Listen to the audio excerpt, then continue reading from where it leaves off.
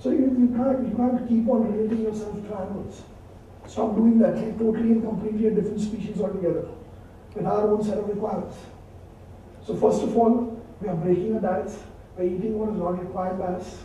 And after 2 million years, I was getting into hunting and gathering. For 2 million years, we hunted and gathered. Gather means what? Whatever is jungly, whatever is available in the wild, not something that is cultivated. It took 2 million years for human beings to start the process of cultivation. That brings me to a very valid point.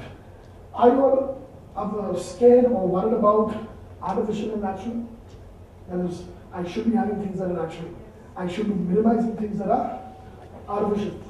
Or have you read articles and things where no specifics are mentioned? They want to malign something, they only say it's artificial. It's synthetic. Just because something is artificial, first of all, define what is artificial.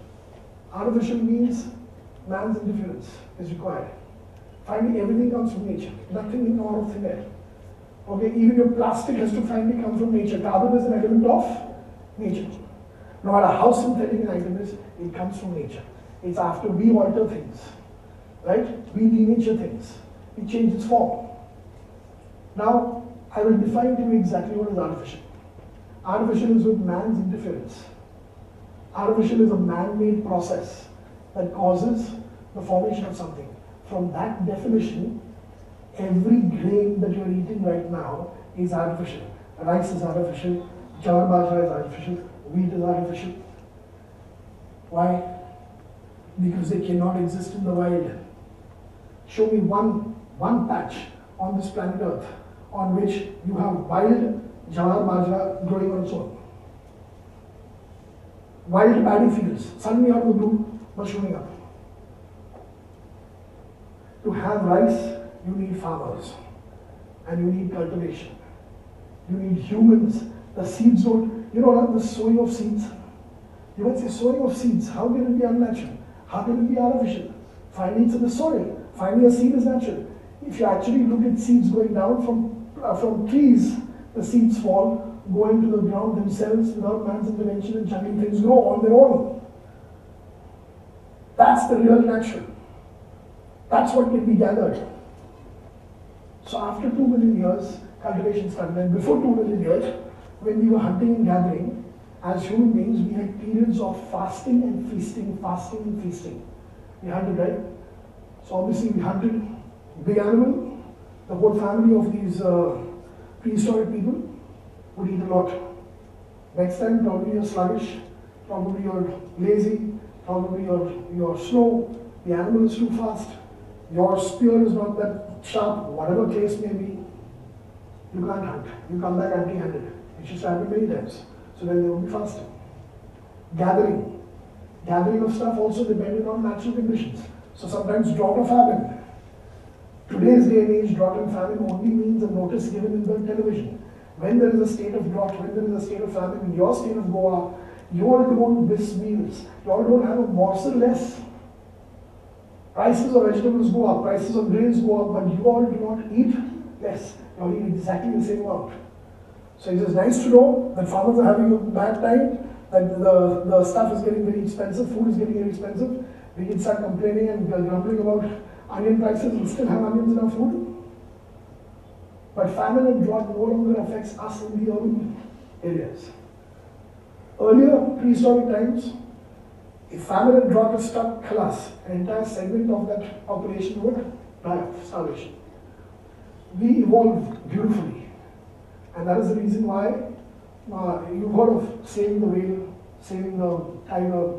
We're saving so many animals. We're trying to stop them from extinction. What does that mean? That the numbers are dwindling. Correct? Save the humans, karna pad raha hai. Number is dwindling. Are we getting extinct? You know, since I was born, I've been hearing Parsis are getting extinct. It's been 42 years. Parsis is still here with me. They're not going anywhere. We are actually increasing in number. We're the only species that are actually multiplying in number. How is that happening? Because we're getting control over the environment. We wanted that control even at that time. 2 million years of being fatalistic. Khana mila to mila, nahi to khalas. Then afterwards we said no, we have to get some control, we have to be able to create food. The need for creation of food and the need for not staying on the hunting and gathering mode all the time made us into cultivators. And that is when we made grains. Even then, the fat epidemic or the obesity epidemic did not start.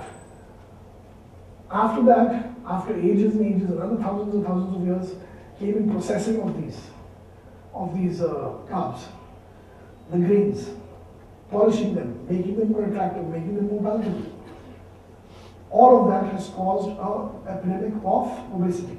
How? I will explain to you. By first making you understand the response the body has towards eating of carbohydrates. I know there are three macronutrients, there is protein, there is carbohydrates, and there is fats. Right now I just want to concentrate on carbohydrates because that is what is abundant in your meals and that is the reason for your fat gain. Okay? You all do know of a hormone called as insulin, right? And insulin has got a pretty bad rep. Insulin means diabetes for most people. For most people, people don't even know insulin is a hormone in the body. People know that insulin is to be given to people who are diabetic. Okay? Insulin is one of the most anabolic hormones of the body. Insulin basically is the nutrient partitioner of your body. And insulin basically has got one prime purpose. And what is that purpose? What is that purpose?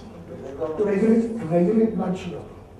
Okay, you know the values that you require in your blood as far as sugar is concerned? The healthy values? I heard you say 200, 80 to 100. Yeah, but there's a problem in saying 80 to 100. Many people don't understand this 80 to 100. 80 to 100 is not a range. It depends on whether it is fasting or whether it is after meals. Okay, so 2 hours after a meal has been eaten, it should be 120. Okay, that's postprandial, after a meal. Fasting, if you take your sugar levels, blood sugar levels in the morning, immediately upon rising, it should be 80. This 80, 120, coincidentally are also the figures for blood pressure. Diastolic 80, systolic 120. Okay, similarly fasting blood sugar levels should be 80, postprandial blood sugar levels should be 120. This is from what I would call as a fitness standpoint, not from a health standpoint. Health standards have reduced. Unfortunately, with the diet changing so drastically amongst people and the amount of trashy foods we're eating, it is very difficult to find somebody in the 80 to 120 bracket. So what happens is that you constantly find people at 140 and 150. And normally earlier 140 and 150 would be termed as diabetic, but now they are well within that range. Then they call us pre-diabetic at 160. 170, 180 हो रहा है, तभी वो लोग बोलेंगे हाँ मेरे को तो diabetes है. It's just that we are lowering the standards. If you want your sugar metabolism to be very good, if you don't want the body to start converting carbs to fat, then it is very important that you maintain this 80 and 120. Now, insulin does what? Why is it that you require 2 hours after eating to take your eating? Because it will take that long for insulin to do its job. So obviously if you eat immediately, and within 1 hour if you want to take your readings, it will become very, very high. Abnormally high, unnecessarily scale, that is why you need to wait for 2 hours. Having said that, if supposing you are eating a meal, the type of food that you eat in the meal is extremely crucial to what's going to happen as far as insulin is concerned. Insulin has been called as a lipogenic, that means a fat-producing hormone. How many of you are aware that insulin actually can make you fat? Now, I don't subscribe to that philosophy. You remember that one article that you had spoken about? Okay, where we were constantly telling people that insulin is not lipogenic. But I agree, insulin is not lipogenic. Insulin does not make you fat.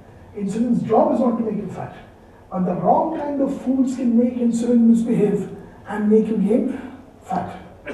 So it is what food you put inside that determines whether you're going to end up fat, not insulin. Insulin's job is only to control blood sugar levels. How does it control blood sugar levels? You eat a carbohydrate, okay? The carbohydrate is digested by the body and ends up as blood glucose inside the blood. The blood stream is like a highway. Insulin is like the storekeeper that needs to keep the traffic on the highway between 80 and 120. Okay? It sees the sugar rising above 120. It starts removing the sugar from the blood and starts putting it in storage sites. Now, why did the storage happen? First of all, I told you that before cultivation, we had fasting and feasting, fasting and feasting. For the human race to survive through the fasting and feasting, it was extremely necessary that the human body learns how to store whatever is in excess. So if feasting happens, whatever the body requires, the body will get, and will not shut it out. It will reserve all the wasted food. It will keep it by itself. Why? so that when fasting happens, it can actually use it. Earlier there was a need for it. Right now is the day and age of abundance. Right now there is only excess. There is only feasting and no fasting happening. So right now that storage is redundant to a certain extent. But now the insulin has got two storage sites in which it can safely store your glucose. The stored form of glucose is called as glycogen. Now why have I mentioned only two sites? One is liver and one is muscle. And why did I say safe? Because when it is stored in the liver and when it is stored in the muscle, it is stored for future usage without it converting into fat. There is a third storage site, and that third storage site is your fat cells. Now, how many of you all think that there are problem areas that you have in particular? A gentleman met me in the break and mentioned that, please talk about fat loss. You spoke about it, and you mentioned that it's around the abdomen that's the most troublesome part, not just for you, sir, but for every male. Abdomen is a troublesome area, and there are reasons for it. Women, how many women think that it is their unique problem to get fat on their hips and thighs? It is not unique. It is unique to 80% of the women. 20%, as I told you, upper back, chest, and arms. So they are your top heavy, and 80% are bottom heavy. And then the android pattern of gaining fat around the abdomen. This is a pattern that is fixed by nature, by your sex hormones. You can't do anything. When sex hormones get disturbed, fat pattern distribution also gets disturbed. One classic example of that, when males increase in estrogen levels, then they start getting fat deposits around the chest. So they start actually getting breast development around the chest because of a rise in estrogen. So hormones basically rule your fat distribution, and fat distribution is set in stone from the very beginning. Because the fat cells which contain the fat, the adipocytes, they have been distributed in various densities across the body.